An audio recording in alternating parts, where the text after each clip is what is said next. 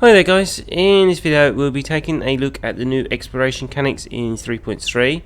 Now things have changed quite a lot. In the past what you'd do is you'd go to a system, you scan it with a usually advanced discovery scanner. This would show you all the planets, stars and asteroids nearby, and then if you wanted to do a detailed surface scan, you'd select the planet, fly up to it, and when you're close enough it would start to scan.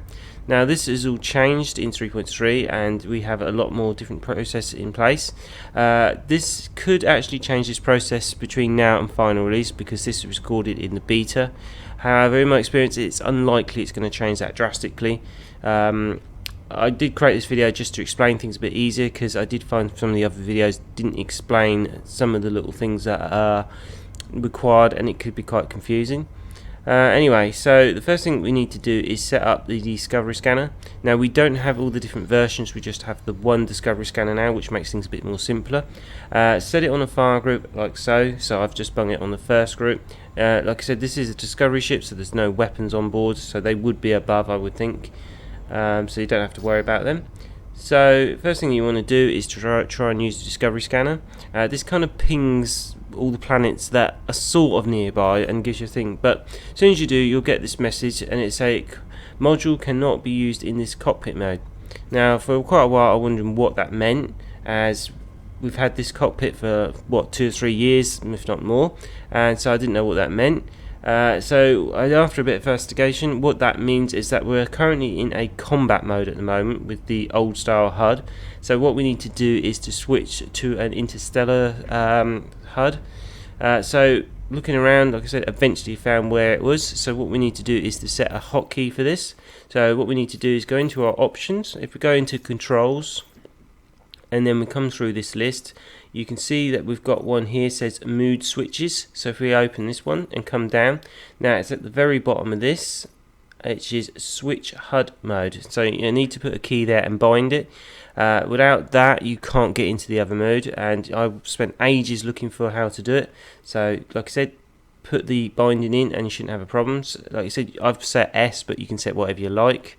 Just apply it when you're finished. So once you've set that bind up, you can press it and you'll see we'll get a new HUD analysis mode, and you can see the bars on the left and right side have changed into blue kind of lines. So you can see also that the discovery scanner is still on our right, but this time we can actually use it. So if we just use it, it's it charging up and we get a sort of ping of what's nearby.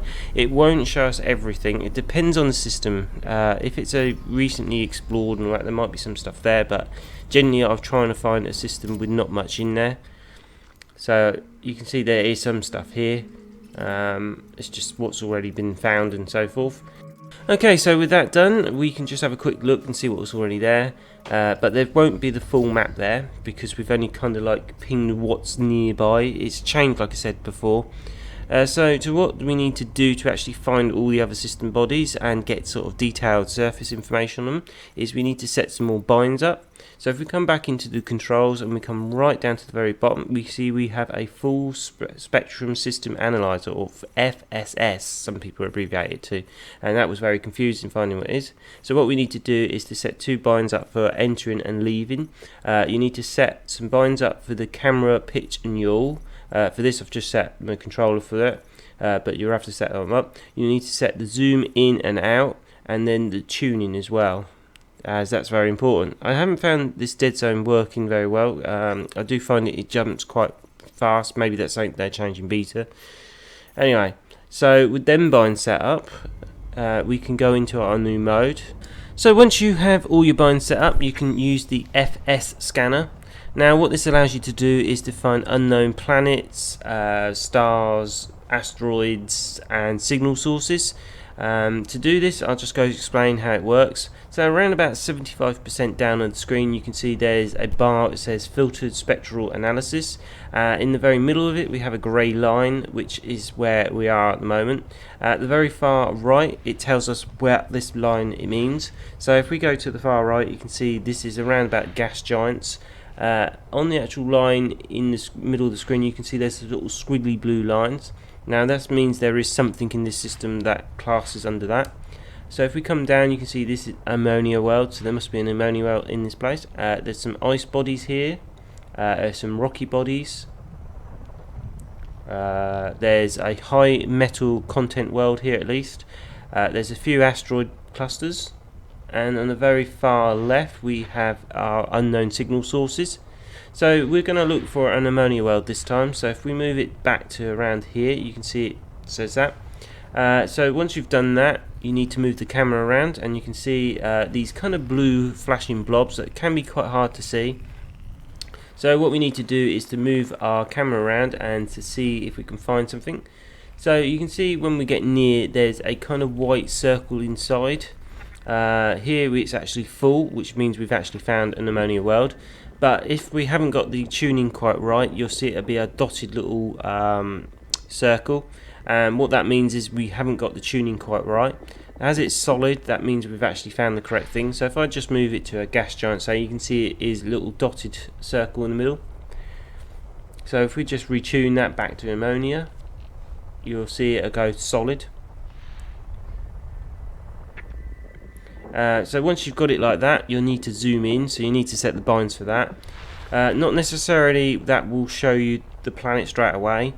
Sometimes you might have to look on a second or third map. So basically you'll be doing the same thing again, just go on the blue blobs and try and get a solid white circle. Once you do, you'll be able to zoom in again, and this time we've actually found the planet. Now what this has done straight away as well is done a detailed surface scan as well, so you can see at the very top left we have all the resources on this planet. If there was any other sort of points of interest, they would actually be up there. It won't tell you where they are exactly, it just give you an idea. So on this map you can see there's something else here, so I'm going to have to change the tuning, and you can see here, so round about this section, so if we zoom in we should find a icy body, and there we go. Like I said, you don't have to fly to the star itself, you can do this anywhere in the system and get a detailed surface scan. I suppose that does make exploration a bit easier in some respects. But you're going to have to stay in hyperspace mode, which is going to make you somewhat vulnerable. I guess if you're going exploring far distances, that's not going to really be an issue. But just something you've got to bear in mind. Don't point yourself at the star, for example, and then go into this mode, because you will fly straight into the star. But basically it's the same process, and you can explore different things. Like I said, at the moment we're on asteroid clusters, and you can see we've just found one there. If we go over to this one, we've got another asteroid belt. So on to our last thing, which is scanning the planets themselves. Now this is something you couldn't do before, and is something new in 3.3. It's not that complicated once you know what you're doing, but for quite a long time I was looking for some sort of missiles or something you could buy from a station, and that's not the case. What you need to do is have a surface scanner that does the actual work for you. But anyway, so find a planet you're interested in, like this one, and get pretty close. Now you're going to need to set the detailed surface scanner on a far group. I've actually put this on 2 and left the discovery scanner on 1. Like I said, this is an exploration ship, so I can actually do all this without affecting all the far groups. So on the bottom left you can see that we've got the surface scanner there, and we've got a discovery scanner on the right. Both of them are saying we must switch mode, so we need the analysis mode. So now we've switched into that, and you can see now it's changed and both sides have got something there. So our surface scanner has got some blobs down there and a 3 underneath it. When we go to fire it, you'll come into this mode. So here you can see there's a little blob in the center of the planet, and then we have a sort of secondary targeting.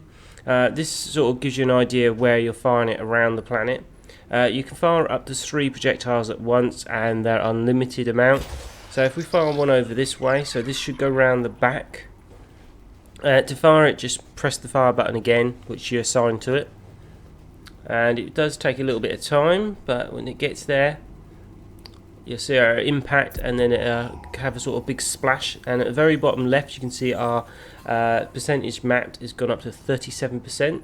Now the bit that's coloured in is the bit that we found, or the probe scan. So this time let's go for the middle, and that should get another bit of the planet.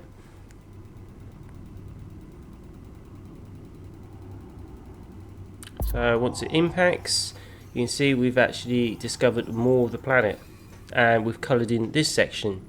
So ideally what we want to do is to map the whole lot. So for this you're going to have to get around the back, so let's just send one down this way, so hopefully it'll go up and round the planet. The missiles are pretty much self-guiding, you don't have to really do anything, just target things. So hopefully this will get a bit more.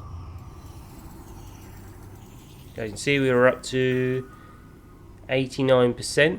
So as this does scan, you will actually start finding things like alien structures and stuff like that if they're on this planet. At the moment this one doesn't have that, but it will tell you in the FSS scanner if there's something of interest to actually do. I was just using this planet as an example. As you can see, you can fire off 3 missiles at the same time, and now we've got 100% mapped.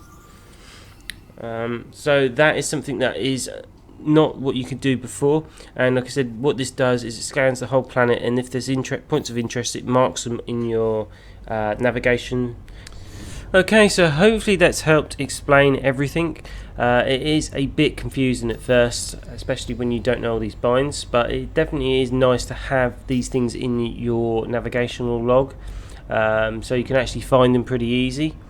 I do like that you can get detailed surface scans from anywhere of the system, and it is nice that you can actually scan planets to find any special points of interest and have them marked. At first I was quite hesitant about this new system, as it was very confusing and pretty poorly explained, to be honest, and those binds were pretty well hidden for me. I guess you'll go straight to them and find them, but just make sure you set them all up correctly. I'll just go quickly over those binds. So you want to set the full spectrum system scanner, which is near the bottom, and you need to set the mode switch, which is under mode switches at the very bottom of that list, the switch HUD mode. And like I said, it's very easy to miss that one because you can just scroll through it. There is a lot of binds in here now. So anyway, what do you guys think of the new system? Do you prefer it over the old, or do you prefer the old system? Myself, I was a bit unimpressed to start with, as I felt it was quite confusing and I didn't really know what was going on with it. But after using it a little bit while, it does seem to have grown on me, and it does seem to make a bit more sense in some ways. I do like that you can get detailed surface data from anywhere in the system, and it's good that you can find all the points of interest without having to do the old way of actually doing coordinates. So it's a definite improvement in them sides. As always, if you've got a comment or suggestion, please leave it below. If you haven't already done so, it would be great if you could like the video. Another big thing that does help me and the channel out massively, if you haven't already, is to subscribe to the channel. Big thanks to everybody who's already done that. So I think that's it for this one. Take care and have fun out there.